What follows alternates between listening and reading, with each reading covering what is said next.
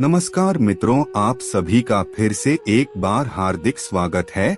मित्रों, इस सृष्टि में जिस किसी ने जन्म लिया है उसका मृत्यु एक ना एक दिन होना ही है। यह एक कठोर सत्य है, इसे चाह कर भी कोई झुठला नहीं सकता।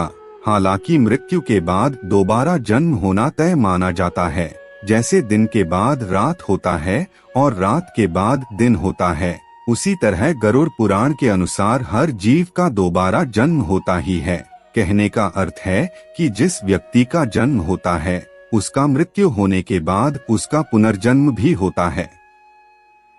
हाँ, लेकिन गरुड़ पुराण में यह भी बताया गया है कि मृत्यु के बाद किसी भी जीव को दोबारा जन्म किस योनि में मिलेगा, वह उसके पूर्वजन्म के कर्मों के आधार पर ही तय होता है।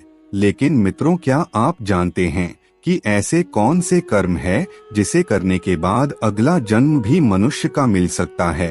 अगर नहीं जानते तो आप हमारे इस वीडियो में अंत तक जरूर बने रहिए, क्योंकि आज हम आपको गरुड़ पुराण के अनुसार बताने वाले हैं कि कौन से कर्म करने से दोबारा मनुष्य योनि मिलती है। मित्रों, गरुड़ पुराण में बताया गया है कि कर्म अच्छे हो चाहे बुरे, हर एक कर्म का फल इस संसार में रहने वाले प्रत्येक जीव को मिलना तय है। मनुष्य का अधिकार केवल कर्म करना है, फल देने का अधिकार परमात्मा के ही हाथ में है। मित्रों, इसके अलावा गरुड़ पुराण में यह भी बताया गया है कि मनुष्य अगले जन्म में किस योनि में जन्म लेगा यह भी तय होता है, और ये मनुष्य द्वारा किए गए कर्मों के हिसाब से ही तय होता है। आइए अब जान लेते हैं। मित्रों, सर्वप्रथम हम आपको ये दें कि इस जन्म में मनुष्य योनि मिला है तो आपका अगला जन्म भी मनुष्य योनि में ही होगा, ये तय नहीं है। गरुड़ पुराण के अनुसार जो अपने जीवन में अच्छे कर्म करते हैं सिर्फ उन्हें ही मनुष्य जीवन की प्राप्ति होती है। यही नहीं, कुछ ऐसे जीव भी होते हैं जो अपने कर्मों के कारण 84 लाख योनियों में भटकते रहते हैं और फिर अंत में उनका जन्म एक मनुष्य की योनि में होता है। मित्रों, कर्म 3 प्रकार के होते हैं। पहला संचित, प्रारब्ध और क्रियमाण। पूर्व कर्मों का जो ढेर है वह संचित कर्म है। उन्हीं संचित कर्मों के आधार पर आपको जो शरीर प्राप्त हुए वह है प्रारब्ध कर्म, और वर्तमान में जो आप कर रहे हैं वह है क्रियमाण कर्म। आपके कर्मों के बड़े संचय में से जरा से कर्मों को लेकर आपको यह शरीर मिला है, बाकी आपके संचित कर्म संस्कार के रूप में पड़े हैं। सभी के कर्म के अनुसार जो संचित और प्रारब्ध कर्म है उनसे अगले जन्म का निर्माण होता है, जो तय करता है कि आपका अगला जन्म 84 लाख योनियों में कहीं भी हो सकता है। इसलिए कहा जाता है कि इसी जन्म में ही ईश्वर के चरणों में चले जाना चाहिए और किसी को अपनी तरफ से कोई कष्ट नहीं देना चाहिए। व्यक्ति इस संसार में अकेला आता है और अकेला ही जाता है।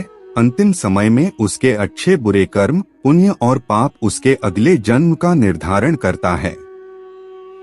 महर्षि वाल्मीकि जी आदि ग्रंथ रामायण में कहते हैं, मातरं पितरं विप्रमाचर्य चावमन्यते स पश्यति फलं तस्य प्रेतराजवसगतः।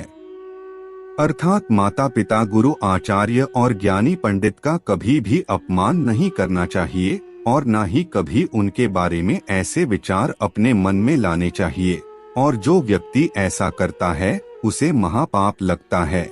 ऐसे लोगों को नरक में पाप भोगना ही पड़ता है, चाहे वह कितना भी दान पुण्य कर ले, इस पाप को कोई पुण्य नहीं मिटा सकता।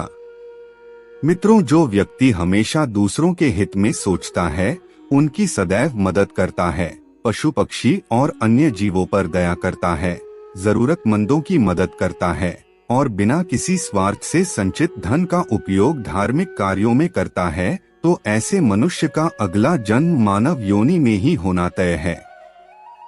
मित्रों, इसके अलावा गरुड़ पुराण में यह भी बताया गया है कि जो मनुष्य अपनी मृत्यु के अंतिम समय में जिस चीज के बारे में सोचते हुए अपना प्राण त्यागता है तो उसे अगला जन्म उसी के अनुसार मिलता है।